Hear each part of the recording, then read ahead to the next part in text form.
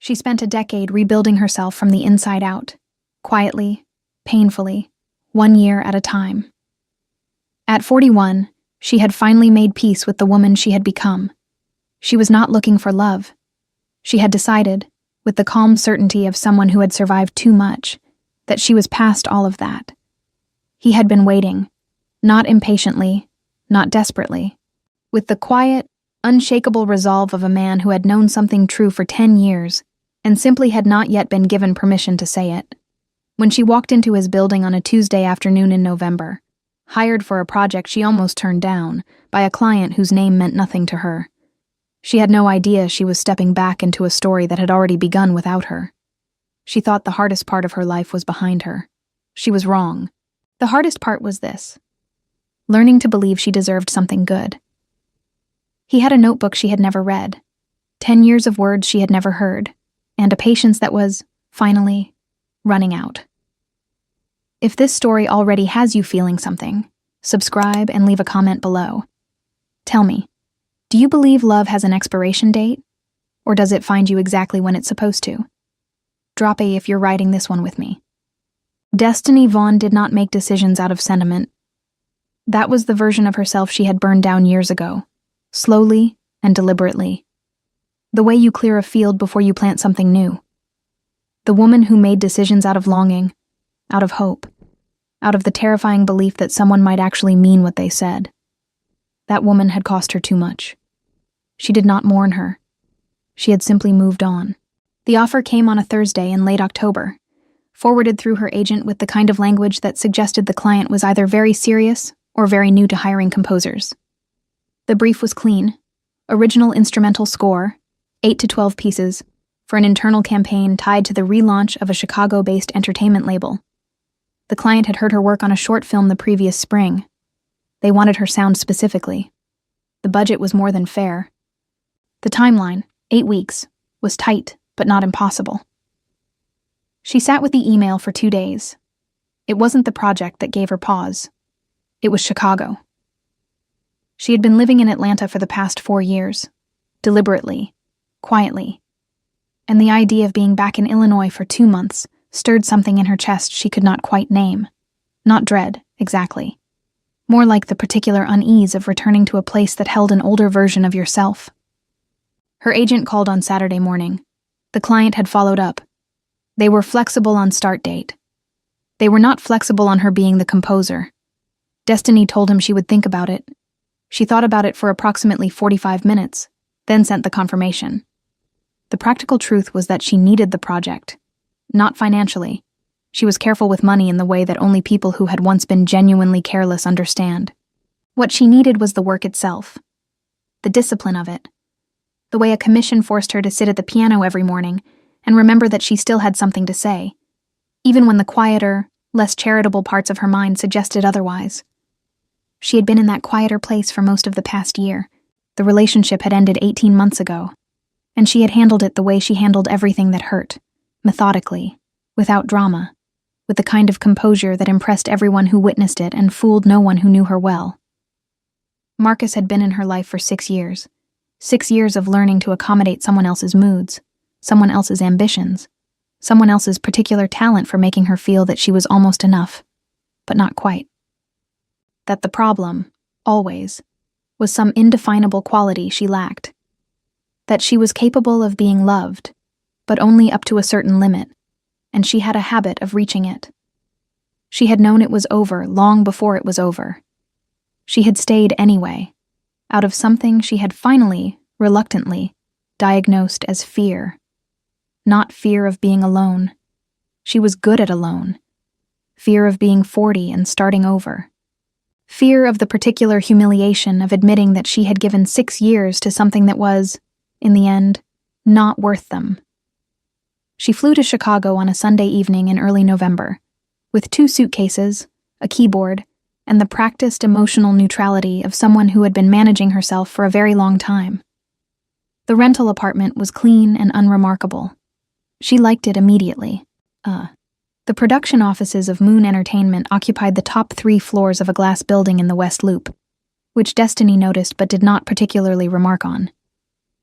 She had worked in enough spaces controlled by people with money to know that the architecture was usually less interesting than what happened inside it. She arrived at 9:15 on a Monday morning, 15 minutes before her scheduled introduction meeting. The assistant at the front desk, a young woman with the particular competence of someone who had learned to manage chaos without appearing to, walked her to a conference room on the 31st floor and offered her coffee with a warmth that felt genuine rather than practiced. Destiny took the coffee. She set up her materials at the far end of the table. She reviewed her preliminary notes. She did what she always did when she arrived somewhere unfamiliar. She made herself at home inside her own professionalism, which was a kind of armor she had polished over many years and had come to trust completely. She was not thinking about who the client was. She had a name, Moon Entertainment, Ki-jun Moon, CEO, and she had done the basic research any professional would do. The company was 4 years old, already significant in the independent label space, with a roster that leaned toward emerging K-pop crossover artists and a reputation for backing talent that the major labels had overlooked. The CEO was 25, young for the position, though not surprisingly so, given that the company bore his family name. She had noted all of this and filed it without much thought. She was reading through the brand brief when the door opened. She looked up. And the world did something strange and quiet and completely disorienting. It did not stop. It did not spin. It simply shifted. Like the moment when your eyes adjust in a dark room and shapes you thought were shadows resolve into something recognizable. He was 25 years old, and he was standing in the doorway of his own conference room with the easy authority of someone who had grown into a space that had always been his. And Destiny's brain did two things simultaneously. It registered the man in front of her with full clarity, and it reached back, involuntarily, 10 years, and found a 15-year-old boy sitting at her upright piano in a rented practice room on the north side of Chicago, playing the same 4 bars of a Debussy prelude over and over because he refused to move on until he understood why they felt the way they did. Ki-jun Moon. She had taught him for 11 months, piano and music theory, Tuesday and Thursday afternoons, from the fall of 2014 through the summer of 2015. He had been a serious student, not prodigious in the flashy, aggressive way that some gifted teenagers were, but deeply attentive, the kind of student who asked questions that took her a moment to think through. He had been quiet in the way of someone who was choosing what to say, rather than uncertain about whether to speak. He had been 15 years old, and she had been 31, and she had taught him the grammar of music for 11 months. And then his family had relocated to Seoul, and the lessons had simply ended. The way all such things end. Not badly, just finally. She had not thought about him in years. He was looking at her with an expression she could not immediately read. It was not surprise. It was something more composed than that. Careful, almost. The way you hold a fragile thing you have been waiting a long time to hold. Ms. Vaughn. His voice was lower than she remembered, which was obvious, and also somehow arresting. Thank you for making the trip. Destiny stood, extended her hand, felt the particular steadiness of her own professionalism click into place like a lock turning. Mr. Moon, it's a pleasure. He shook her hand, held her gaze one beat longer than necessary. I think, he said, with the faintest suggestion of something, not a smile, exactly, but the space where a smile might live. You might remember me. I do, she said. You were one of my students, a long time ago. 10 years, he said. 10 years, she agreed, and sat back down, because sitting down was something to do with her body while she organized the fact of this inside herself. He took the chair across from her, not the head of the table, across from her, and opened a portfolio she hadn't noticed he was carrying, and the meeting began. And Destiny Vaughn, who was very good at her job and very practiced at the management of unexpected feeling, focused entirely on the brief and was grateful for its existence. The work was good. That was the first thing she allowed herself to think clearly, in the privacy of her apartment on the third evening, with the city lights doing their quiet thing beyond the window. The brief was thoughtful. The brand had a genuine identity that gave her something real to respond to musically. The project was worth being in Chicago for. The second thing she allowed herself to think was more complicated. She had been hired by someone who knew exactly who she was. She did not know what that meant. She did not know if it meant anything. People hired former teachers all the time for professional work. There was nothing unusual about it in principle. Ki Jun-moon ran an entertainment company. She composed music. The overlap was logical. She fell asleep before she finished convincing herself of this.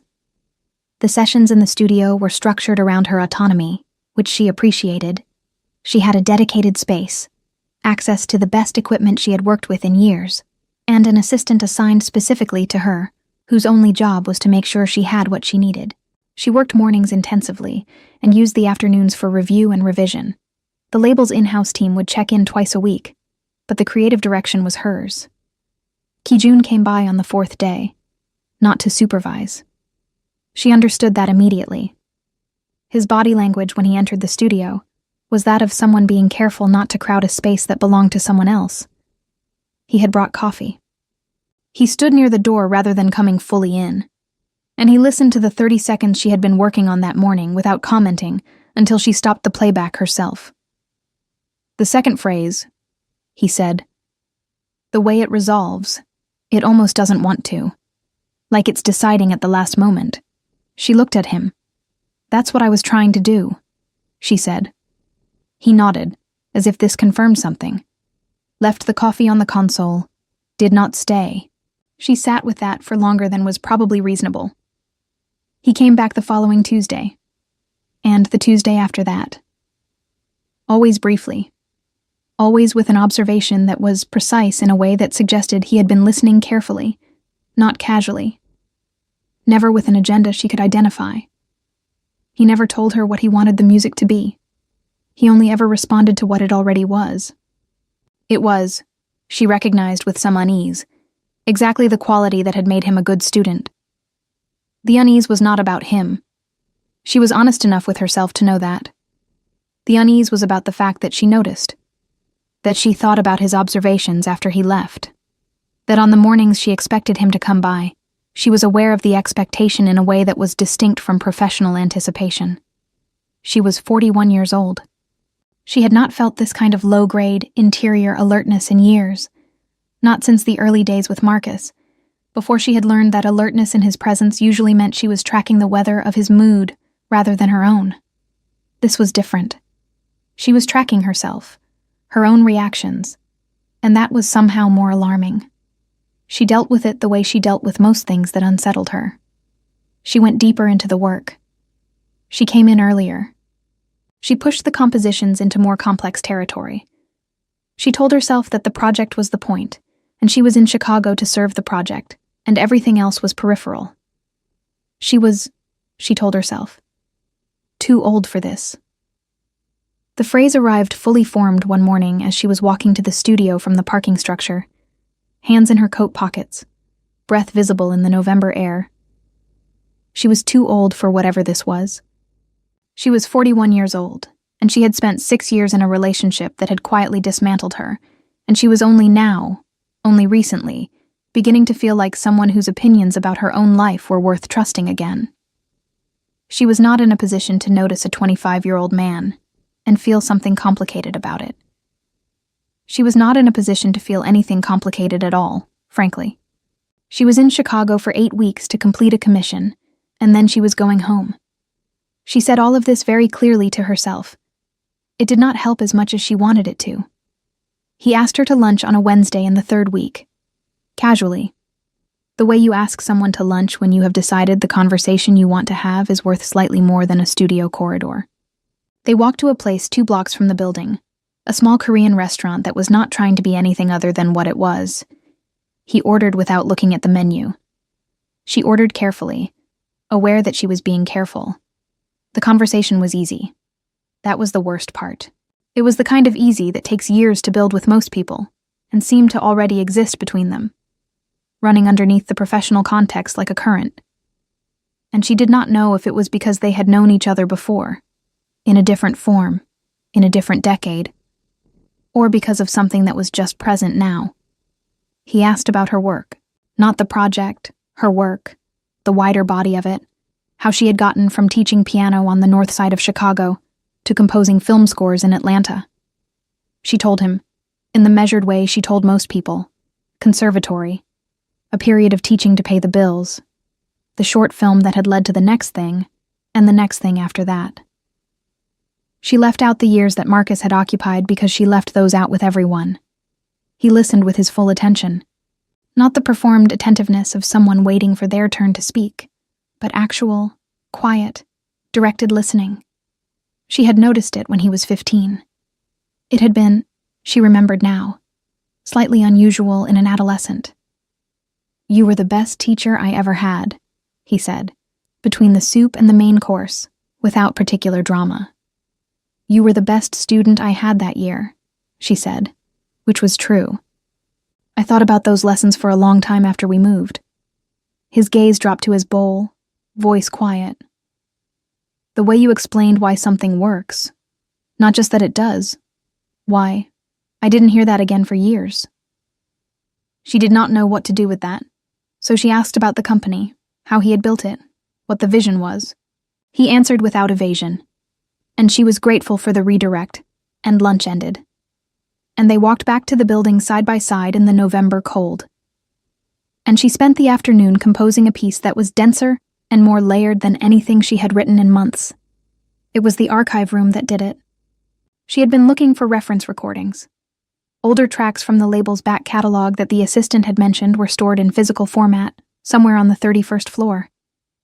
The archive room was at the end of a corridor she had not been down before, a medium-sized space lined with shelving, organized with the methodical care of someone who understood that history had value. She found the recordings quickly enough. She was about to leave when she knocked a box off the lower shelf with her elbow. The box was not well sealed. It tilted when it hit the floor, and several items spilled out. Loose papers, a few printed photographs, a stack of what looked like program booklets from small recitals, and a notebook, dark green cover, worn at the edges, the kind you could buy at any drugstore. She picked everything up. She almost set the notebook aside without opening it. Almost. The handwriting on the first page stopped her cold. It was teenage handwriting, not sloppy, but unmistakably adolescent in its pressure and proportion. The letters slightly too deliberate in the way of someone who had recently decided that handwriting was worth taking seriously. She recognized it the way you recognize a voice you have not heard in years, but knew very well once, with a jolt that bypassed analysis entirely. The first page was a lyric fragment.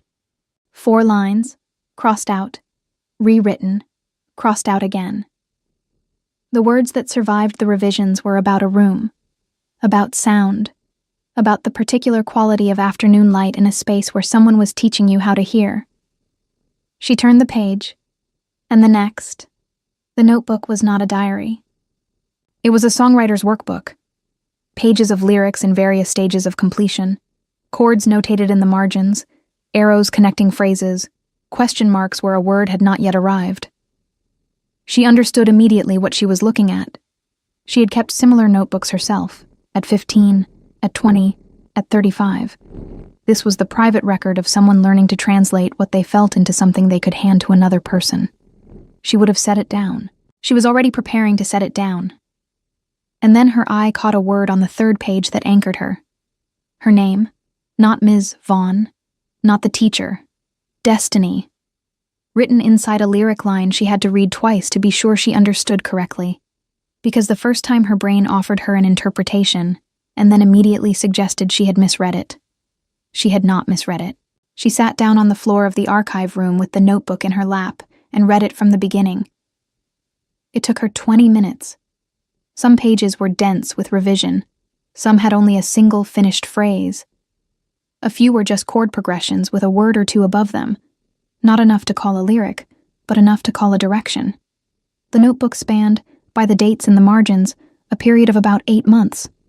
The fall of 2014 through the spring of 2015. The year she had taught him. She was not naive, and she was not given to dramatic interpretation. She read carefully, with the attention she would give to any text she was trying to understand accurately.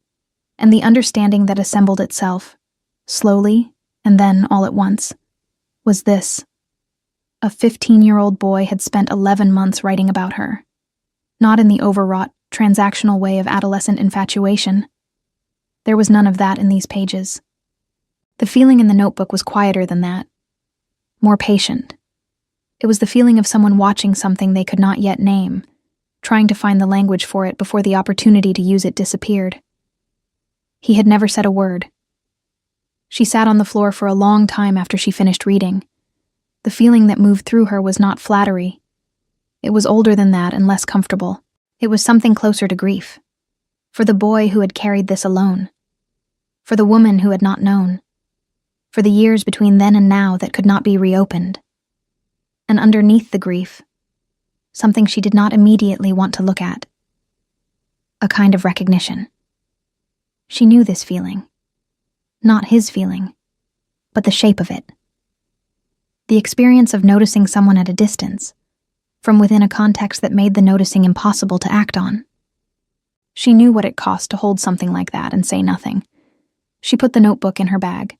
She told herself she would return it without mentioning she had read it.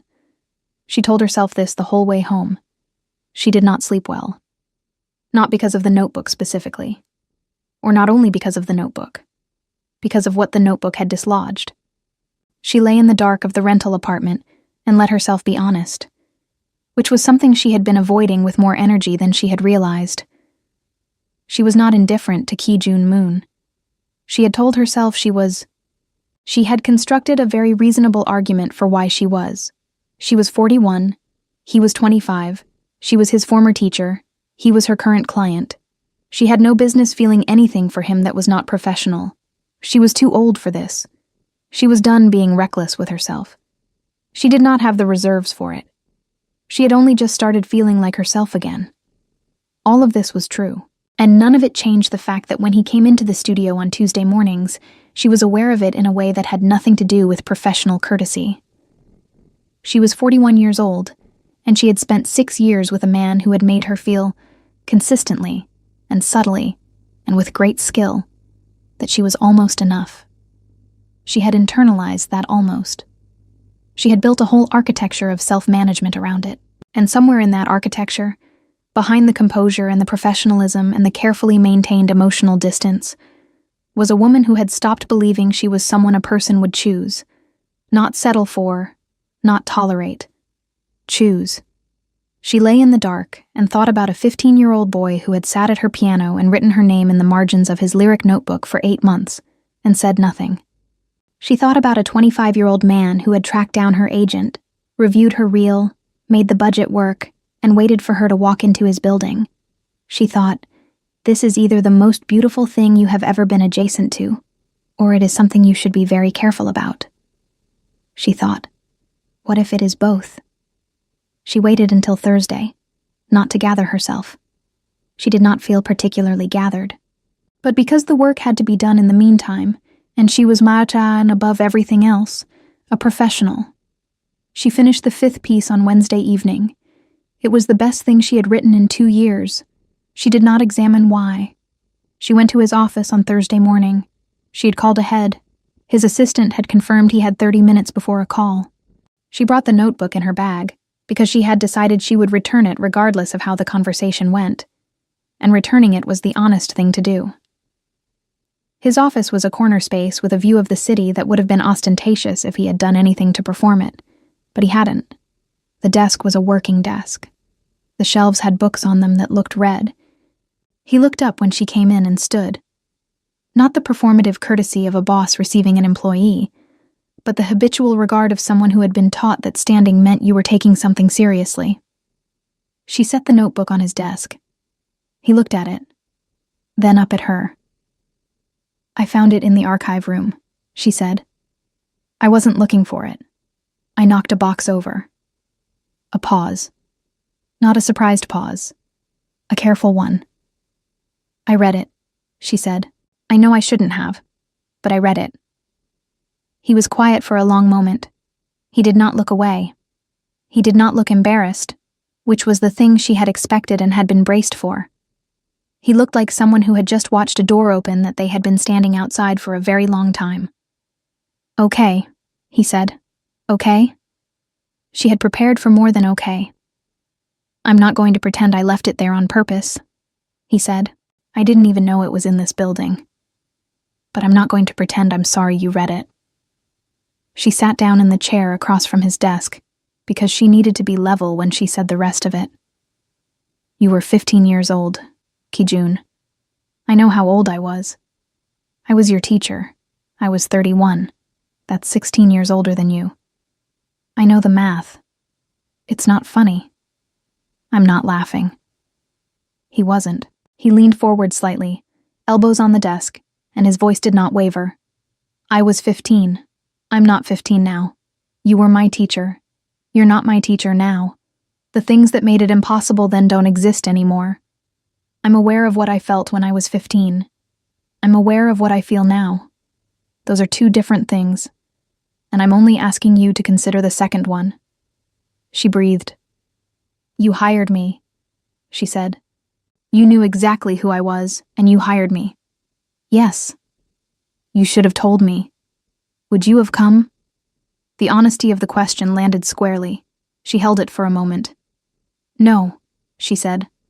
"That's why I didn't tell you. I wanted you to see the project first, to know the work was real." He paused. "It is real. Your music is exactly what this company needed.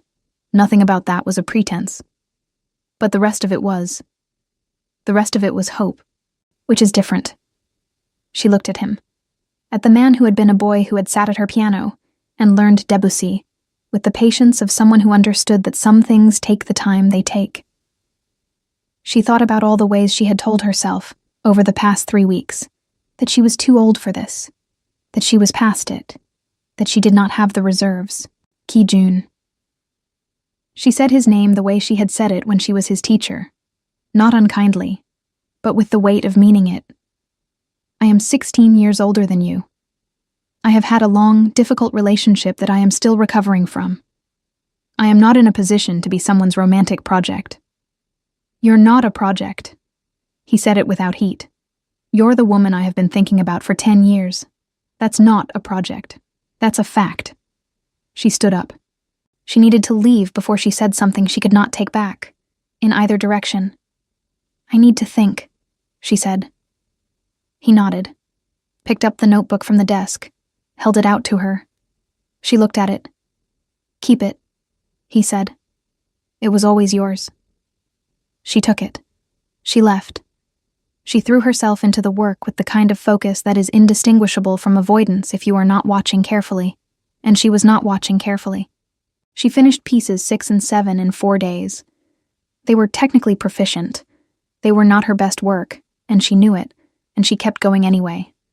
She did not go to the studio on Tuesday morning. She told herself she was working from home. She told herself the project did not require her to be on site every day. She told herself these things in the morning, and by the afternoon she was sitting at the keyboard in the apartment playing nothing in particular, watching her own hands move through chord progressions that kept resolving to the same place no matter where she started. She called her friend Renata in Atlanta. Renata was 53 years old and had been married twice, and had opinions about love that she delivered with the frankness of someone who had earned the right to be direct. Destiny told her the whole thing. Renata was quiet for a moment after she finished. Then, "So what's the problem?" "He's 25. "Yes, and I'm 41, and he was my student, and I just got out of 6 years of something that was a different person who treated you like a different person than you are," Renata said. "I know. I was there. I watched you shrink for 6 years. Destiny. I watched you make yourself smaller so he could feel bigger. That is not a qualification for never being loved again. That is a reason to be loved correctly." Silence. "He's 25, Renata. And you are 41 and brilliant, and you have spent the last year and a half convincing yourself you are too old for the good things. Which is, I say this with love, absolutely ridiculous. You don't know him. Tell me one thing you know about him." Destiny thought about it. Thought about Tuesday mornings and coffee left on the console and the way he listened to 30 seconds of her work and found the exact thing she had been trying to do. Thought about a 15-year-old boy who had refused to move on from 4 bars of Debussy until he understood them. Thought about a notebook full of words he had never said. He pays attention, she said finally. He really pays attention. To what I'm doing, to what I mean, to... He doesn't miss things. A pause. Then Renata said, Don't, me. I'm not doing anything. I'm just listening to you describe a man who pays attention to you, and then tell me you shouldn't want that. Destiny stared at the keyboard. I'm scared, she said. It was the first time she had said it that plainly, to anyone, including herself. I know, Renata said. But scared is not the same as wrong. Scared just means it matters. She hung up. She sat at the keyboard for a long time. She opened the notebook to the last page, the last entry, spring 2015, 2 weeks before his family left for Seoul. The lyric was unfinished. 4 lines that stopped mid-phrase, as if he had run out of time or courage or both. The last words, in his adolescent handwriting, were simply, I don't think she knows. She closed the notebook. She went to the piano. And she played. Not for the project, not for the commission, not for any audience. She played the way she had played before she was a professional, before she was careful, before she learned to manage what she felt by putting it somewhere organized and contained. She played until the apartment was dark, and she was tired, and the thing inside her chest that she had been refusing to name had finally named itself. She did not go to him immediately. She was not a woman who moved toward things impulsively, that had been trained out of her, first by circumstance and then by choice. But she let herself sit with the decision for 2 days, examining it from every angle, looking for the part of it that was wishful thinking or loneliness or nostalgia, because she owed herself that honesty. She did not find it. What she found, underneath the fear and the habit of self-protection, and the very reasonable concerns about age and history, and the professional complexity of the situation, was something simple. She did not want to leave Chicago without telling him the truth. Not because she owed him a response. She did not, technically, owe him anything, but because she had spent too long not telling the truth about what she wanted, and she had decided, in the aftermath of the last 6 years, that she was done with that. She went to the studio on Monday morning. She worked with full focus for 3 hours. She finished Piece 8, which was quiet and complicated, and the best thing she had done since arriving in Chicago. She sat with it after the final playback, listening to the silence that followed, and felt the particular satisfaction of something completed honestly. Then she went to his office. His assistant looked up, smiled with the warmth that Destiny had come to recognize as genuine, and said he was on a call, but it would be ending in 10 minutes. She waited in the corridor. She stood by the window and looked at the city below, the West Loop traffic, the sky beginning to gray toward the afternoon, and she did not rehearse what she was going to say, because she had found, over the years, that the things worth saying did not need rehearsal. His office door opened. He saw her immediately. And again, that expression she had first seen 3 weeks ago in the conference room, the one she had not been able to read then but could read now. It was not quite relief. It was the look of someone who had been waiting with full knowledge that they might be waiting for nothing, and who had decided that the waiting was worth it regardless. She walked in. He closed the door. He did not sit. I read the last page again, she said. The last entry, spring 2015. He nodded. I don't think she knows, she said. That's how it ended. I ran out of time, he said. We were leaving in 2 weeks. I didn't know how to say it in a way that was fair to either of us. You were 15. I was 15, he agreed. And I already knew something I didn't have the words for yet. She looked at him for a long moment. Looked at the man he had become. The patience of him. The steadiness. The way he occupied a room without performing it. She thought about all the things she had told herself over the past 3 weeks. all the distances she had tried to maintain, all the very reasonable arguments she had made for why this was not something she should want. "I am 16 years older than you," she said. Not as an argument this time. As a fact, she was laying on the table, plainly, so they were both looking at the same thing. "I know," he said. I am still putting myself back together from something that took a lot out of me. I know that too. And you are 25 years old, Kijun. You have not." She stopped, thought about how to say this without it being condescending, and found the honest version of it. "You haven't had time to know what you don't know yet." He was quiet for a moment. Then, carefully, "You're right that I haven't lived everything yet. I won't argue with that. But I know what I feel when you are in the room. I know what I felt at 15, and I know what I feel now, and they're not the same feeling, but they come from the same place." He paused. "I'm not asking you to be certain. I'm asking you to not decide it's impossible before we find out." The city moved below them, indifferent and constant. Destiny had spent 18 months learning to trust herself again. Learning to listen to the part of her that knew things before she could articulate them. That part had been saying something since the day she had walked into his conference room and the world had shifted, and she had been arguing with it ever since. She stopped arguing. "I'm going to finish the project," she said. "I know. All 12 pieces, full delivery. That doesn't change. I wouldn't want it to." And then she stopped. Let herself actually feel what was happening instead of analyzing it. Let it be real rather than managed. "And then I'd like to stay in Chicago a little longer, if that's something you want to figure out together." He looked at her. The careful expression shifted, not dramatically, not into anything excessive, just into the look of someone who has been holding a breath for a long time and has finally, at last, let it go. "I've been wanting to figure that out," he said, "for about 10 years. She felt something loosen in her chest, something she had been holding so tightly and for so long that she had forgotten it was not supposed to be a permanent weight. "Then we have a lot of time to make up for," she said. "No," he said. And there was something in the way he said it, quiet and sure and completely without drama, that she felt down to her feet. "I don't think of it as time to make up for. I think of it as time to begin." The commission was delivered on the 30th of November. All 12 pieces, fully realized, mixed and mastered in the studio on the 31st floor of a glass building in the West Loop.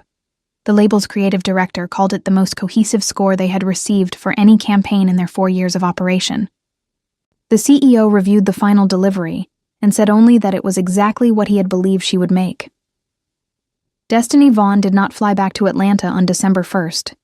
She extended the rental on the apartment for another month. She told her agent she was working on something new, which was true. She was.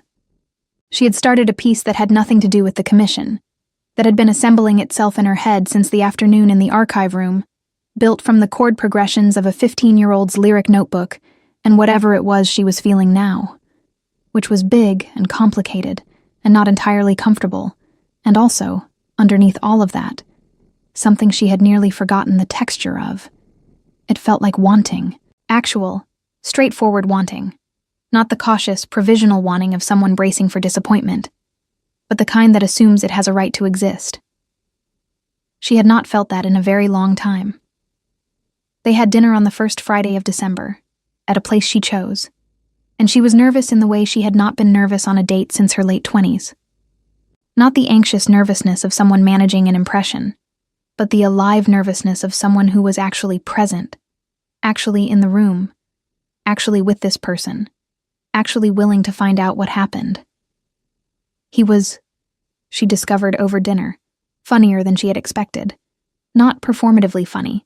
There was no audience in him, but quietly, precisely funny, in the way that people are when they have been paying close attention to the world and are willing to share what they noticed. He made her laugh twice in the first hour. The second time, she caught herself mid-laugh and thought, "There you are." She was not sure if she was talking to herself or to the feeling. It didn't matter.